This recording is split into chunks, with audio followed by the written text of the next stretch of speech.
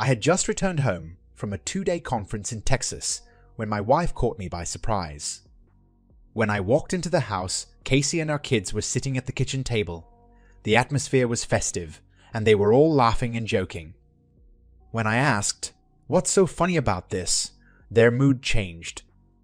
Casey said to me, nodding towards the empty chair, "Billy, why don't you sit down?" Not really asking, but doing it in a kind of commanding manner. Not suspecting anything bad, I sat down, and she waved a stack of some papers in front of my nose. "Billy, take these and read them," she demanded, slapping them down on the table in front of me. "I'm not asking for anything except a house. And one more thing. There are adoption papers in there with all the other papers. I want Jeff to adopt the kids. I know you want the best for them, so just sign this and we can move on."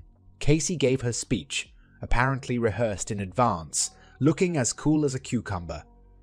My wife of 12 years just handed me divorce papers, as well as adoption forms for my 3 children. My son, Devin, looked at me with a small smirk on his face. Devin was 10 years old. Joy, my daughter, didn't even bother to look at me. She was 9 and too busy listening to her iPod to care about the loss of her father. Patrick, my 7-year-old son, was the only one who had anything to say. "Dad, Jeff has a huge house and we all love it," Patrick explained his joy, as if that would make everything so much better. I just sat there looking at Casey and the kids like, fuck, they were all crazy. Maybe it was PMS or early menopause, I thought. Or maybe the bitch was bipolar. Shit, she was probably high or wasted. No, I don't smell alcohol on her. So where did all this divorce crap come from? Seeing that I wasn't reacting, Casey shrugged, gathered the papers from the table, and threw them on the counter. In their place, she laid a check in front of me for half the money in our bank accounts. "Okay, you'll have time to read the papers later. Here, take your check, Billy, and don't forget it." "Kids, get up and take your father's bags to his car," Casey demanded, clapping her hands vigorously and shooing them out of their seats. Fucking unbelievable! They collected all my things before I even got home, and then ambushed me before suddenly attacking and shooting me point blank with a high-caliber gun. "Casey, do you seriously think I'm going somewhere?" I finally asked her in a slightly threatening tone. "Yes, Bill. You're moving out, weren't you listening?" Casey answered me, irritated and as if scolding a naughty child. "Casey, this is actually my family's house. My parents let me live here long before we got married, and I don't recall your name being mentioned on any documents related to this house." I gradually raised my voice, reminding her of something she seemed to have slightly forgotten. "I don't know what the hell happened to make you want a divorce, but you're never taking my parents' house, so you can go wherever you want, but I'm staying here, okay?" I snapped. Casey rolled her eyes, and, realizing she wasn't going to win this argument, she changed her orders and yelled at the kids to pack their things. They were going to have to change their plans and go to Jeff's house, she announced, down the hall. "Casey, who the hell is this Jeff?" I now had the chance to ask. "Billy, are you an idiot?" Casey said through clenched teeth, her growing irritation turning into undisguised contempt. "Jeff is the man who fucked me senseless while your dumbass was stuck at work every day," Casey said with some kind of sadistic pleasure and the same grin. She didn't seem to feel guilty or remorseful at all. There was nothing on her face but an expression of disrespect and contempt for me. I looked at my children, who had reappeared in the kitchen for support. My daughter merely yelled at her brothers to hurry up, then turned to me. "Dad," Joy said, "Jeff can give us a better life. Besides, Mom loves him, and so do we."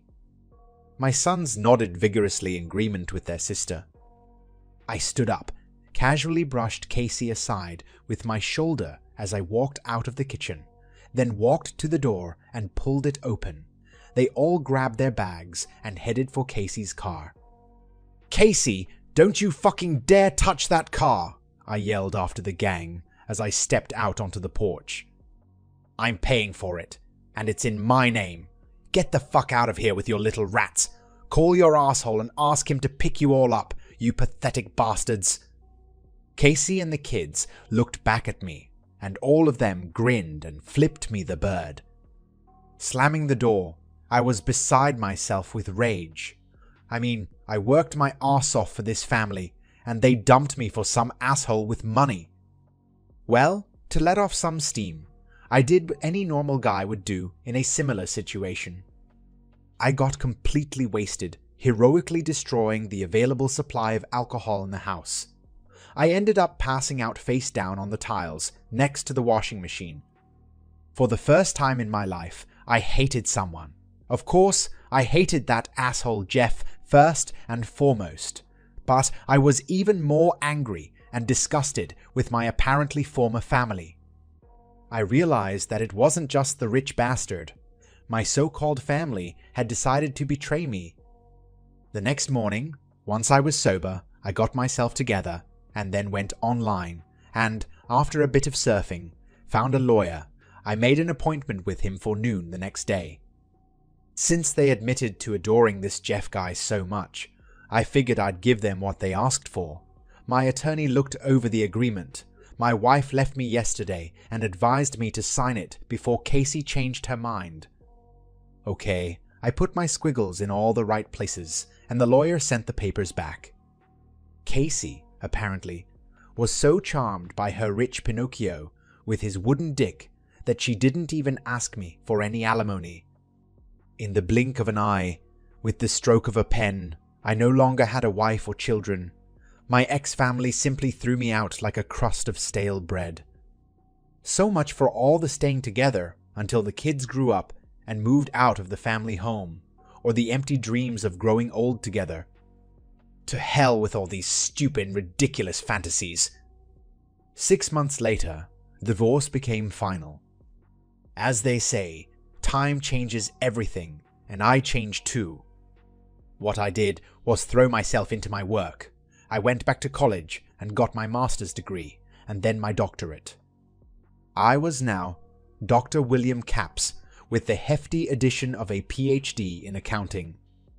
I know most people think accounting is a pretty boring subject, but then again, that's pretty much how my life was. Apart from what my ex-family did to me, anyway, accounting was my style, something I actually enjoyed doing. After I received my PhD, I decided to open my own office. My strategy was to provide high-quality service that provided a personalized approach to wealthy upper-middle-class clients. Gradually, thanks to complimentary word of mouth, my client base began to grow. By the end of my second year of practice, I had amassed quite a fortune. I also met a very nice lady named Patty. She was everything I was looking for in a woman. She was hard-working. She liked all the same things I liked, and she liked to be around the house. Patty was a little taller than Casey, and she had all the right curves in all the right places. By the end of my 4th year of business, my firm had grown to the point where we needed space to expand our office. Rather than continue to rent space from someone else, I calculated the future benefits and purchased a 5-story freestanding office building. Patty and I loved our new private headquarters so much that we even had our wedding on the 4th floor. It was a small but festive event for the two of us and the few guests we invited to our little celebration. We must have had too much fun at our wedding and the night after, because a few months later, Patty found herself pregnant. I would have loved to have more alone time with my wife, but sometimes you have to accept what life throws at you. There would soon be 3 of us, and my life had really taken off in the last 6+ years. Needless to say, I was surprised, no, astonished, when one day I was handed documents about the payment of double alimony. Casey, who suddenly emerged from oblivion, demanded $3,000 a month from me in child support, and at the same time to rip off another $432,000. Apparently, this bitch calculated this lost profit for the entire period that she was warming her sides with her fat crucian carp Jeff. I couldn't help but laugh at this news. My God, I hadn't seen or heard anything from this mercenary gang for 7 years, and the first thing they want is money. When I gave the papers to my lawyer, he looked them over, and after he finished laughing, he picked up the phone and called Casey's lawyer. From what he had learned from his colleague, Casey was broke and alone at this point, but she had heard through the grapevine that I had become a very successful owner of a thriving business. This news, on the one hand, hurt her pride, and on the other, it inflamed her greedy instincts to an incredible degree. To her great disappointment, she also learned that I had remarried and that my wife and I already had a child and another one on the way. Casey's husband, the aforementioned moneybags Jeff, was not averse to screwing Casey in every way possible, but he was not thrilled with family life with 3 capricious morons, so one day he simply disappeared, leaving no trace. A week later, Casey was served with divorce papers. Naturally, the freedom-loving fucker refused to pay child support. To do this, he found some tricky ways to have the adoption declared invalid. Jeff convinced the judge that Casey had forced him to sign the papers with an ultimatum. Either he signed the adoption papers or lost everything he had worked so hard for, which is why he supposedly had to sign the papers. Now that their marriage was officially over and all the money the hen and her chicks had was spent, it looked like Casey's next target was me. My ex-wife's tactic was to involve my parents in the matter. As it turned out later, she had been in touch with them since she left me. On the one hand, it was understandable for the parents. They wanted to remain a part of their grandchildren's lives.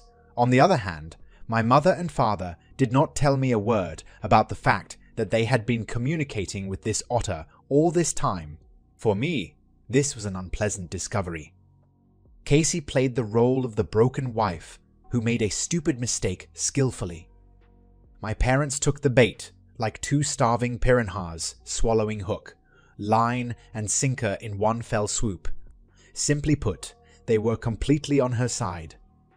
My father was the first to come to me.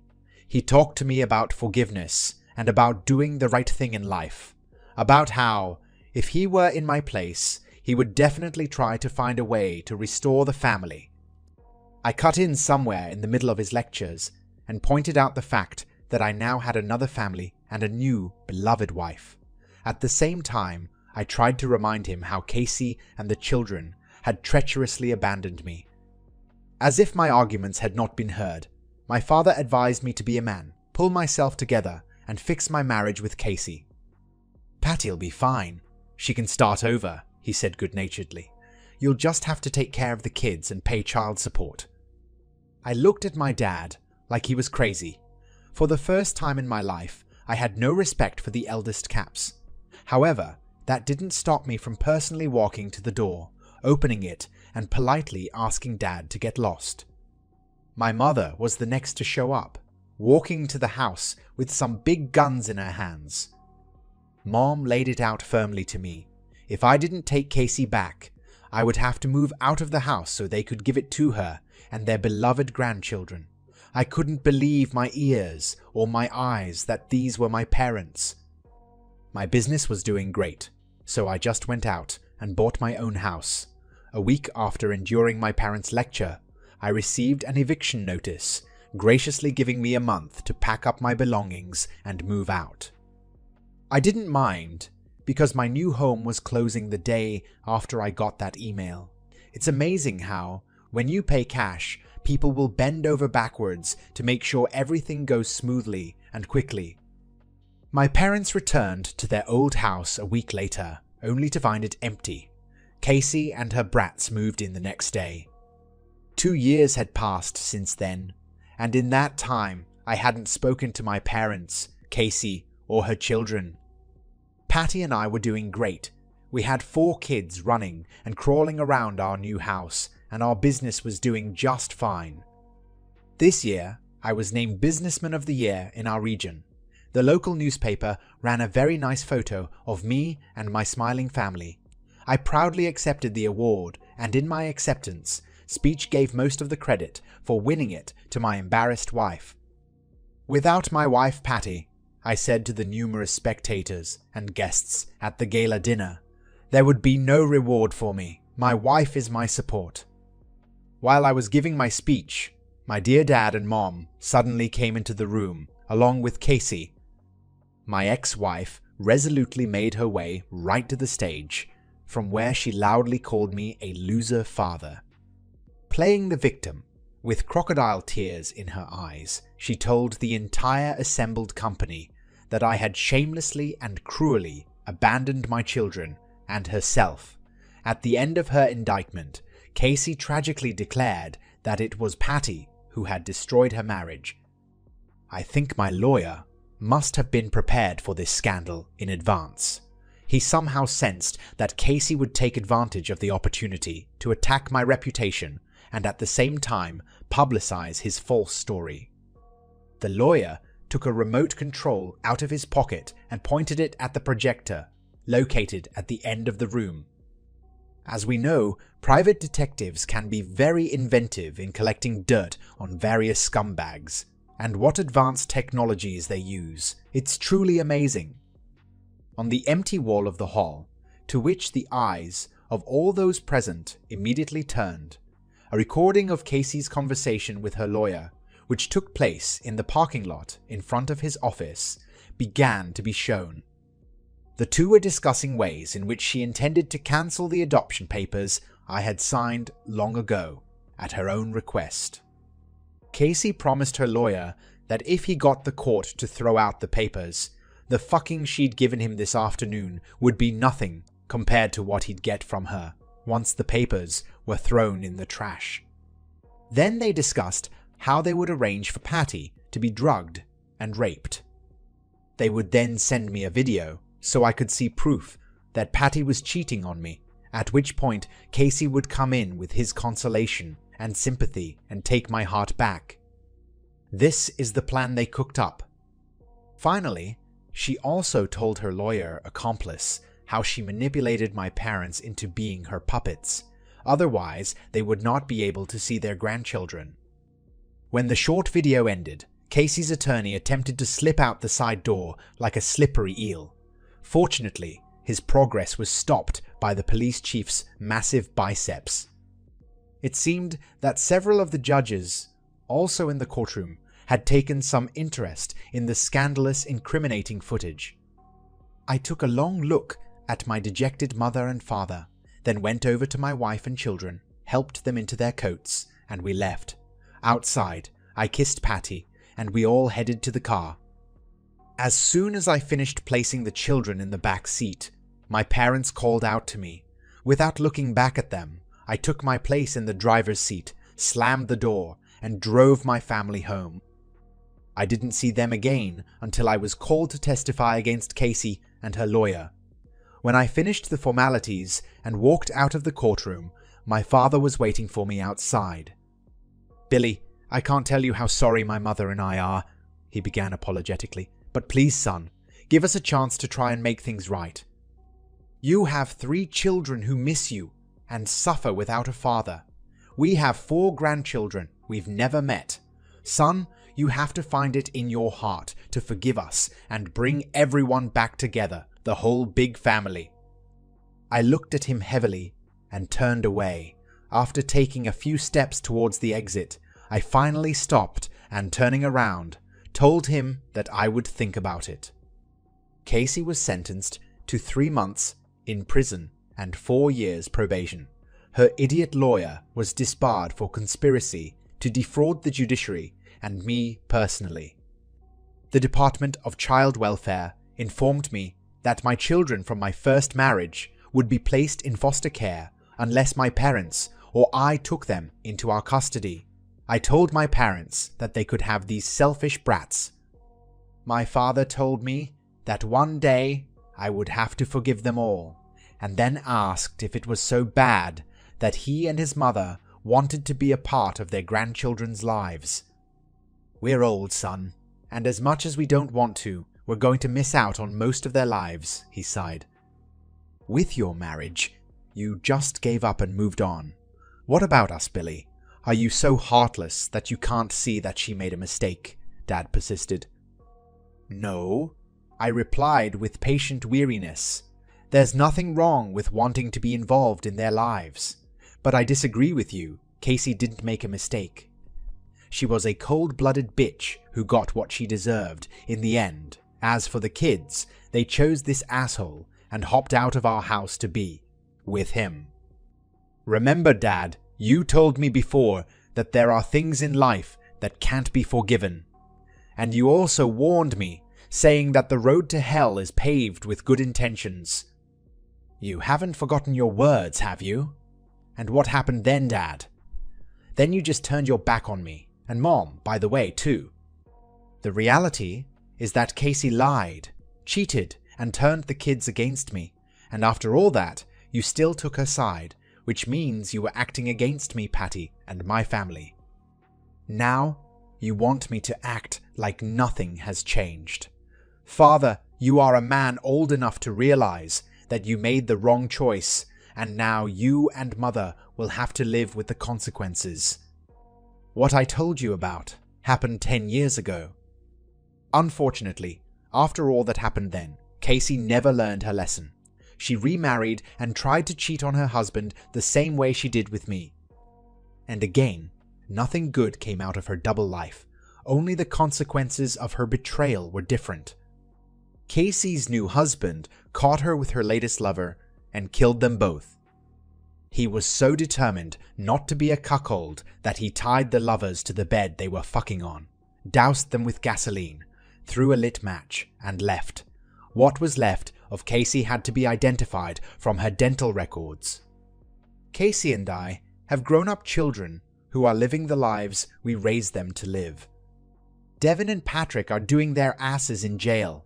As for Joy, well, before anything bad could happen to her, she came to our house and begged to be a part of our family. Kind-hearted Patty insisted that Joy had been led astray by her wicked mother and that we should accept her and help the young girl lead an honest and honorable life in the future. My parents did get to know Patty and me and our children before they passed away. In their will, they left everything to me, but asked me to distribute their property fairly among their 7 grandchildren. As for Patty and me, the day is not far off when she and I will become parents, and then I intend to enjoy every minute when my beloved wife will again belong entirely to me alone. Maybe to some of you, Billy Capps is an asshole because he didn't fight to keep the family together or because he dropped everything and left. And I, Billy, will say this: some things are just not worth fighting for. That's the end of this story. If you found it engaging, please give it a thumbs up and don't forget to subscribe for more content like this.